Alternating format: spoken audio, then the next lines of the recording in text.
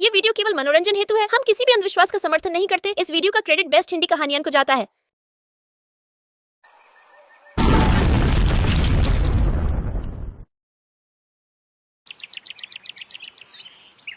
रात के करीब 12 बजे समुद्र से 3 जल परियां बाहर निकली और वहां से भागने लगी।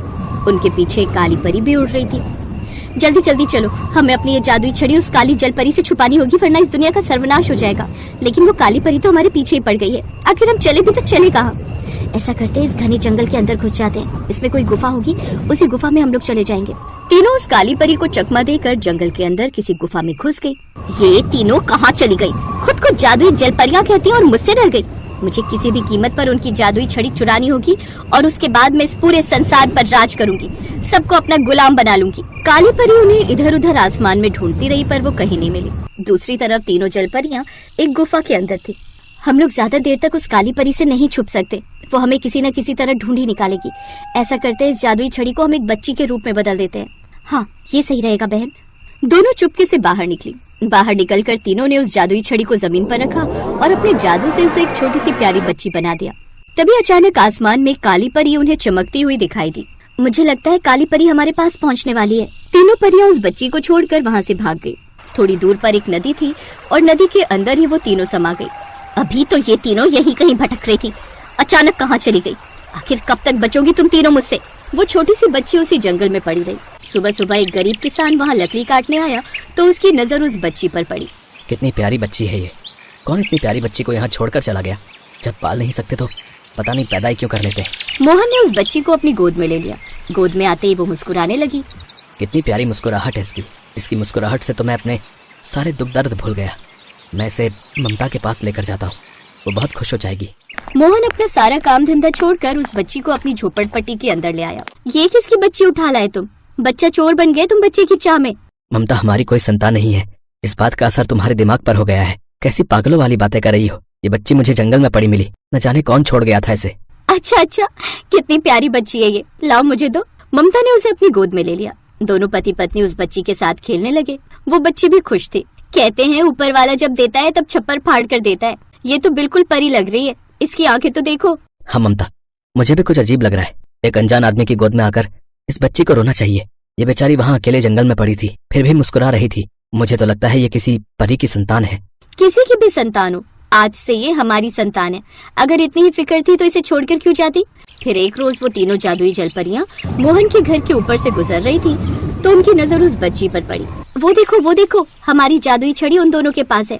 चलो इनसे हम अपनी जादुई छड़ी छीन लेते हैं। इसको ये लोग बच्ची समझकर प्यार कर रही हैं, ये गलत है। तीनों जल परियां नीचे की तरफ उतरने लगी। तभी अचानक उनके बिल्कुल सामने काली परी आ गई। बहुत सालों बाद मिली हो, लेकिन आज मैं तुम तीनों को छोड़ूंगी नहीं। जल्दी से बताओ तुम्हारी जादुई छड़ी कहाँ है? तीनों जल परियों ने एक दूसरे की तरफ देखा। अचानक वहाँ से भागने लगी। काली परी भी पीछे पीछे भागने लगी। भागते भागते तीनों फिर से नदी के अंदर चली गई। ये तीनों जल परी होने का कुछ ज्यादा ही फायदा उठाती हैं। जब देखो तब नदी के अंदर घुस जाती हैं। मैं नदी के अंदर जा नहीं सकती। मैं ठहरी आसमान की परी, लेकिन कब तक बचेंगी ये? जल्दी मेरे हाथ लगेगी। ऐसे ही समय बीतता गया और वो बच्ची 5 साल की हो गई। मोहन और ममता ने उसका नाम परी रख दिया। ऐसे ही समय बीत रहा था। फिर एक दिन, ममता, हम दूसरों के खेतों में काम करते हैं, फिर भी उतना नहीं कमा पाते कि अपनी बेटी को पढ़ा लिखा सकें। हमारे पास तो खाने के भी लाले पड़े रहते हैं। आप दिन रात मेहनत करते हैं, फिर भी सफलता नहीं मिलती। परी ने उन लोगों की बातें सुन ली। परी बेटा, तुम जाकर बाहर खेलो, मैं तुम्हारे पापा से कुछ बातें कर रही हूँ। मुझे पता है आप दोनों क्या बातें कर रहे हो। देखते ही देखते परी की आंखों से एक पीले रंग की रोशनी बाहर निकलने लगी। उसकी आंखों से सोने के सिक्के झड़ने लगे। देखते ही देखते उनका घर सोने का महल बन गया। उनके घर में ढेर सारा धन इकट्ठा हो गया। दोनों के कपड़े किसी राजा रानी की तरह बन गए। ममता और मोहन के गले में सोने चांदी के आभूषण आ गए। ये देखकर दोनों बहुत हैरान हुए। ये सब क्या है? ये सब क्या हो गया? इतने सारे सोने के सिक्के। मुझे तो पहले ही लगा था कि हमारी बेटी साधारण नहीं है। हमें अपनी बेटी को छुपा कर रखना होगा, वरना किसी गलत हाथों में लग गई तो लोग इसका फायदा उठाएंगे। बेटी, तू हमें छोड़कर कभी जाएगी तो नहीं ना? पापा, मैंने जब से होश संभाला है आप दोनों को ही अपने माता पिता के रूप में देखा है, इसलिए आप लोग परेशान मत होइए। आप दोनों ही मेरे माँ बाप हैं। आपको छोड़कर मैं कहीं नहीं जाने वाली, लेकिन आज के बाद आपकी सारी समस्याएं खत्म। उन लोगों की ये सब बातें आसमान से काली परी ने सुन ली। उसे उस पर शक हुआ। ये बच्ची किसी इंसान की बच्ची तो लगती नहीं, जरूर कोई ना कोई झोल है। पता करना होगा। काली परी नदी के किनारे एक पेड़ पर छुपकर बैठ गई। रात में तीनों जलपरियां नदी से बाहर निकली। अच्छा हुआ हमने अपनी जादुई छड़ी को एक इंसान की बच्ची के रूप में बदल दिया था, जो कि अब उस किसान के पास पूरी तरह सुरक्षित है। हाँ, लेकिन बहुत दिनों से हमें काली परी कहीं दिखाई नहीं दी। चलो चलकर उस बच्ची को फिर से जादुई छड़ी के रूप में बदल देते हैं और अपने पास ले आते हैं। सही कह रही हो बहन। तीनों जलपरियां उड़ते हुए उसी किसान के घर पहुंची और उनका दरवाजा खटखटाने लगी। वो घर अब सोने का महल था। आप तीनों तो देखने में जलपरी लग रही हैं। हाँ, हम तीनों जलपरियां हैं। जिसको तुम अपनी बेटी समझ रहे हो वो हमारी जादुई छड़ी है। हमने अपने जादू से उसे इंसानी बच्चा बना दिया था क्योंकि उसे खतरा था। अब हम उसे लेने आए हैं। देखिए, मुझे नहीं पता कि आपने अपनी जादुई छड़ी से इस बच्ची को बनाया या कैसे बनाया, लेकिन अब ये हमारी बेटी है। आप इसे नहीं ले जा सकती। चाहो तो ये राजमहल, धन दौलत सब कुछ छीन लो, लेकिन हमारी बेटी को हमसे अलग मत करो। परी, ये दोनों तुम्हारे माँ बाप नहीं है, बल्कि हम तीनों तुम्हारी माँ हैं। दरअसल तुम एक जादुई छड़ी हो। तुम्हें अपने पुराने रूप में वापस आना होगा और हमारे साथ चलना होगा। इतने में पीछा करते करते वहाँ पर काली परी पहुँच गई। जिसका मुझे सालों से इंतजार था वो आज मिल ही गई। परी बेटा, आज के बाद तुम मेरे साथ रहोगी, फिर मैं पूरी दुनिया पर कब्जा कर लूंगी। तुम सब लोग आपस में ही फैसला कर लो कि मुझे किसके साथ रहना है, किसके साथ नहीं। कोई मुझसे भी तो पूछ लो। तुम्हारी अब यहाँ एक नहीं चलने वाली बेटी। देखो मेरा कमाल। काली परी ने अपने जादू से मोहन की बेटी परी को चारों तरफ से रस्सी से बांध दिया। शायद तुम भूल गई, जो जादू तुम यहाँ दिखा रही हो उसी जादू में मैं अपनी जिंदगी बिता रही हूँ। मैं खुद जादुई छड़ी हूँ। अब तुम देखो मेरा कमाल। परी ने जादू से सबसे पहले खुद को आजाद किया और उसके बाद काली परी को बंदी बना दिया। रुको रुको, ये तो कुछ भी नहीं। अब मैं तुम्हें इस अस्तित्व से ही गायब कर देती हूँ। बहुत परेशान कर रखा है तुमने सबको। इसके बाद परी ने अपने मुंह से एक फूंक मारी, जिससे काली परी धुआं बनकर गायब हो गई। जो काम आज तक हम जलपरियां नहीं कर पाई वो काम तुमने कर दिया बेटा। अब मजबूरन हमें तुम्हें फिर से जादुई छड़ी बनाकर अपने साथ ले जाना होगा। मैं अपने माँ बाप को छोड़कर नहीं जा सकती। परी ने जादू से एक जादुई छड़ी प्रकट की और उन तीनों जलपरियों को दे दिया। ये लो अपनी जादुई छड़ी। अब मैं एक साधारण लड़की बन गई हूँ। ठीक है बेटा, अब तुम इनके साथ रह सकती हो।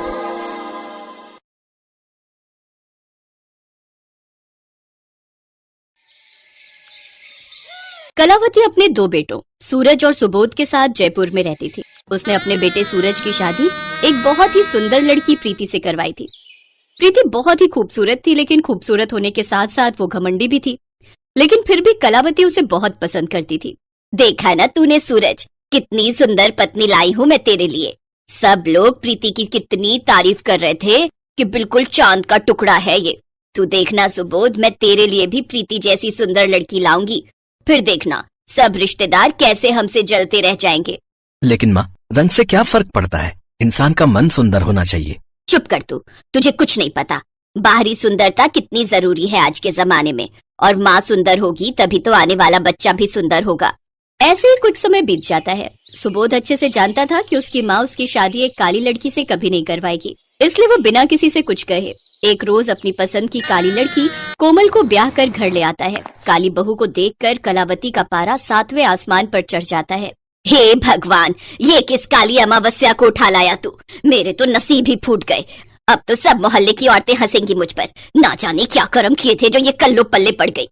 ये सुनकर नई बहू को बहुत बुरा लगता है, लेकिन अपने बेटे की खुशी की खातिर वो उस काली बहू को अपने घर में रख लेती है। ऐसे ही समय बीतता है। कोमल भले ही काले रंग की थी, लेकिन वो सर्वगुण संपन्न थी। लेकिन कोमल के काले रंग के आगे कलावती को उसके सभी गुण भी बेकार ही लगते थे। कुछ दिन बाद कलावती की ननद के बेटे की शादी थी। सब लोग उसकी तैयारी में लगे हुए थे। प्रीति बहू, तू तो शशि की शादी में कोई सा भी रंग पहन, तुझ पर तो हर रंग खिलता है। लेकिन तू काली बहू, जरा ढंग के कपड़े पहन कर जाना और अच्छे से तैयार होना। वहाँ सब रिश्तेदार आएंगे, मेरी नाक मत कटवाना। अपने इस काले रंग को लीपा पोती से जितना ढक सको ढक लेना। कलावती की आदत थी, वो अपनी बड़ी बहू प्रीति और कोमल दोनों में ही फर्क करती थी, और इस बात से कोमल हमेशा दुखी रहती थी। अगर मेरा रंग काला है, इसमें मेरी क्या गलती है? मैंने कभी भी इस घर की अच्छी बहू होने में कोई भी कसर नहीं छोड़ी। उसके बाद भी प्रीति भाभी को इतना सम्मान मिलता है और मुझे इतना नीचा दिखाया जाता है। अगले दिन सब शादी में पहुँचते हैं। प्रीति भाभी, मेरी एक हेल्प करो। सुरमा भराई की रीत के वक्त आप कोशिश करना कोमल भाभी कैमरे में ना आने पाए, नहीं तो मेरी शादी की सारी एल्बम की फोटोज और शादी की वीडियोस खराब हो जाएंगी। चिंता मत करो देवर जी, मैं उसे आपकी घोड़ी के आसपास भी नहीं फटकने दूंगी। प्रीति भाभी, वो बुआ जी ने देवर जी के लिए सुरमा भराई रस्म के लिए भेजा है, देवर जी लगवा लेते। प्रीति भाभी, मेरे लिए जरा एक गिलास पानी मंगवा देते। कोमल, जरा देवर जी के लिए एक गिलास पानी ले आओ। कोमल को पानी लेने भेजकर प्रीति बारात की भीड़ में रस्म पूरी करके सब रिश्तेदारों के साथ फोटो खिंचवाती है। इतनी देर में कोमल आ जाती है और उसकी आंखें आंसुओं से भर आती हैं। अब मेरे पैर में थोड़ा दर्द है, मैं बारात के साथ चल नहीं पाऊंगी। मैं सोच रही थी गाड़ी में बैठ जाती हूँ। कोमल अपने आंसुओं को छुपाए गाड़ी में बैठ जाती है। अब तो कोमल रोजाना इन सब बातों से बहुत दुखी रहने लगी थी। एक सुबह, माँ जी मैं जरा बाजार होकर आती हूँ, मुझे कुछ जरूरी सामान लाना है। घर से बाजार के लिए निकल तो आई हूँ, पर वापस घर जाकर दोबारा सबके ताने सुनने की अब मुझ में हिम्मत ही नहीं रह गई है। कुछ समझ नहीं आ रहा क्या करूँ। काले रंग से मुक्ति पाओ, गोरे होकर यहाँ से जाओ, ये कैसे हो सकता है? देखूं क्या एक बार? ये तो कोई दर्पण की दुकान दिखाई पड़ती है, हर तरफ दर्पण ही दर्पण है। आओ, माया की पोटली में सब कुछ मिलेगा। आपने वो बाहर कुछ लिखा हुआ था, क्या वो सच है? काली से गोरी कर दूंगी मैं तुम्हारी काया, नाम है मेरा माया। तुम्हें काला रंग पसंद नहीं क्या? नहीं, मुझे अपने इस रंग से बहुत प्यार है, पर मेरी सासू माँ और जेठानी मेरे काले रूप रंग का मजाक उड़ाती हैं। मैं तंग आ गई हूँ, मुझे भी सुंदर और गोरा रूप चाहिए, मेरी मदद करो। ठीक है, तो मैं तुम्हें जादुई दर्पण में भेज देती हूँ, पर एक बात याद रखना, इस जादुई दर्पण का जादू हर अमावस्या की रात के लिए समाप्त हो जाया करेगा। यदि उस रात तुम्हें किसी ने देख लिया तो उसके बाद दोबारा तुम कभी भी गोरा रंग नहीं पा सकोगी, तुम फिर से काले रूप रंग में आ जाओगी। माया कोमल को जादुई दर्पण के अंदर भेज देती है और कुछ देर बाद वो उसे वापस बुलाती है और देखते ही देखते कोमल का काला रंग गायब हो जाता है और कोमल गोरे रंग की बन जाती है। ये मैं हूँ? मुझे तो यकीन ही नहीं हो रहा है, मैं इतनी सुंदर बन गई। अब तो मेरा मुकाबला कोई नहीं कर पाएगा। सासू माँ और जेठानी जी तो देखती रह जाएंगी। आपका बहुत बहुत धन्यवाद माया जी, मैं आपका ये एहसान कभी नहीं भूलूंगी। माया के जादुई दर्पण से गोरा रंग रूप पाकर कोमल बहुत खुश हो जाती है। सारे मोहल्ले वाले भी उसे देखकर हैरान रह जाते हैं। ये कलावती जी की बहू कोमल है ना? ये सुंदर कैसे बन गई? इसका रंग तो बहुत काला था, पर ये तो बहुत ही गोरी हो गई, जैसे अभी दूध से नहाकर आई हो। सचमुच बहन, ये तो मानो चांदी सी गोरी हो गई है, जैसे कोई चमत्कार हो गया हो। उल्टे तवे जैसी काली थी, पर इसे देखकर तो लगता है पूरे मोहल्ले में इससे सुंदर कोई है ही नहीं। नमस्ते आंटी जी, पहचाना मुझे? मैं कोमल हूँ, इतने हैरान होकर क्यों देख रहे हो? कोमल घर के अंदर जाती है। हाँ जी, किससे मिलना है? आप कौन है? ये इतनी सुंदर औरत कौन है, जरा देखो तो। माँ जी, मैं कोमल हूँ, आपने मुझे पहचाना नहीं? कोमल, तू इतनी सुंदर कैसे हो गई? और तेरा रंग गोरा कैसे हो गया? तू बाजार गई थी या दूसरे लोग से दोबारा जन्म लेकर आई है? कोमल, आखिर कौन सा चिराग का जिन्न मिल गया जिसने तुम्हारी काया ही बदल दी? आप लोगों को आम खाने से मतलब है या गुठलियां गिनने से? जब काला रंग था तब आप लोग परेशान थी, आज जब मेरा रंग गोरा हो गया है, मैं सुंदर हो गई हूँ, तब आप दोनों को परेशानी है। वैसे मैं ऑलरेडी बहुत थक गई हूँ, अब मेरा दिमाग खराब मत कीजिए। और हाँ प्रीति भाभी, जब आप पुलाव बनाओगी तो थोड़े मटर ज्यादा डाल देना। पता नहीं आजकल आपको मटर छिलने में इतना आलस क्यों आता है। माँ जी, जरा मेरी साड़ी प्रेस कर दीजिएगा, मुझे शाम को एक पार्टी में जाना है। ये कोमल बहू ही है ना? कहीं उसकी जगह कोई दूसरी तो नहीं आ गई जिसके मुंह से आवाज नहीं निकलती थी? आज तो वो 7वें आसमान पर चढ़ गई है। और ये बाहर लोगों की भीड़ क्यों लगी हुई है? क्या काम है आप सबको? मैंने सुना है आपकी बहू काली से गोरी बन गई है।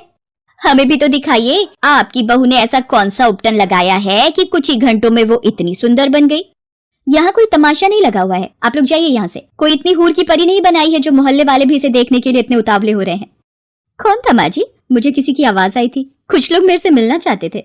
मोहल्ले वाले आए थे, तेरी सुंदरता देखना चाहते थे कि ऐसा कौन सा जादू हो गया जो तेरा काला रंग गोरा बन गया। तो कोई बात नहीं माँ जी, देखने देते। वैसे आज शहर के कुछ न्यूज चैनल मेरा इंटरव्यू लेने आ रहे हैं। मैम, अचानक आपने अपना हुलिया बदलने के बारे में कैसे सोचा? बस मैं एक ही रंग रूप से उब गई थी, इसलिए अपने आप को बदल लिया। वैसे आपके आगे और क्या प्लान है? आप मॉडलिंग वगैरह के बारे में सोच रही हैं? हाँ जी, मौका मिलेगा तो जरूर करूंगी। कोमल के बदलते हाव भाव से कलावती और प्रीति परेशान हो रही थी। सुबोध, वो मिसेस जैन के बेटे की शादी की सालगिरह है तो मुझे स्पेशल गेस्ट बुलाए हैं, आप चल रहे हो ना? अब ये महारानी पार्टियां अटेंड करे और मैं घर के काम करूं। मैं तो बहाने से मायके जाकर बैठ रही हूँ, यहाँ तो सासू माँ के साथ घर के काम कर करके पिसी जाऊंगी। अगली सुबह प्रीति अपनी माँ की बीमारी का बहाना लगाकर पति सूरज के साथ मायके चली जाती है। सुबोध को भी किसी काम से शहर से बाहर जाना था। कोमल, प्रीति भाभी भैया के साथ अपने मायके गई है। माँ घर पर अकेली है और मैं भी कल रात तक ही वापस लौटूंगा, तो तुम पीछे से माँ का ख्याल रखना। चलो अच्छा है, सुबोध भी काम से बाहर जा रहे हैं और भैया भाभी भी घर पर नहीं है। आज अमावस्या की रात है, आज मैं अपने पुराने रूप में रहूंगी। माँ जी तो जल्दी सो जाती हैं, तो उनको कुछ पता नहीं चलेगा। बस ये रात कट जाए, कल सुबह मुझे अपना सुंदर रूप दोबारा मिल जाएगा। सब लोग चले जाते हैं। कोमल रात होते ही अपने कमरे में आ जाती है। अच्छा है, माँ जी जल्दी सो गई। लगता है मेरा असली रंग वापस आ रहा है। मेरे हाथ धीरे धीरे काले हो रहे हैं। हाँ, मेरा मुंह दोबारा पहले जैसा हो चुका है। लगता है जादुई दर्पण के जादू का असर इस रात के लिए खत्म हो चुका है। मैं वापस अपने रूप में आ गई हूँ। अब सो जाती हूँ, सुबह होते ही मैं ठीक हो जाऊंगी। अरे ये तो माँ जी आवाज लगा रही हैं। कोई परेशानी तो नहीं है? माँ जी, हे भगवान, सीने में दर्द। आह, कोमल बहू। लगता है माँ जी की तबीयत खराब हो गई है। मुझे इन्हें अस्पताल लेकर जाना होगा। कोमल कलावती को ऑटो में बिठाकर जल्दी से अस्पताल लेकर पहुंचती है। कुछ वक्त के पश्चात कलावती की हालत में सुधार आता है। कलावती को अस्पताल लाने के चक्कर में कोमल ये भूल जाती है कि उस दिन अमावस्या की रात है और उसे अपना असली रूप मिला हुआ है। कलावती कोमल का असली रंग रूप देख लेती है। कोमल रोकर कलावती को सारी बात बताती है। मेरी प्यारी बहू, गलती तो हमसे हुई है। तेरा तो मन बहुत साफ है। तू तो मेरी जान बचाने की फिक्र में सब कुछ भूल गई। तुझे तो ये भी याद नहीं रहा कि यदि किसी ने देख लिया तो तेरा जादू छिन जाएगा, दोबारा कभी नहीं मिलेगा। और इस सब का कारण मैं बनी। माँ जी, आपकी जान से बढ़कर मेरे लिए कुछ भी नहीं है। आप हो तो सब कुछ है। उस दिन के बाद हर कोई कोमल की तारीफ करता है। कोमल को भी समझ आ गया था कि दर्पण सिर्फ ऊपरी सुंदरता बयान करता है और जो व्यक्ति मन से सुंदर है उसकी हर जगह प्रशंसा होती है। हेलो दोस्तों, कैसे हैं आप सब? हमारी कहानियाँ देखने के लिए हमारे चैनल को सब्सक्राइब कीजिए और हाँ, बेल आइकॉन पर क्लिक करना मत भूलिएगा।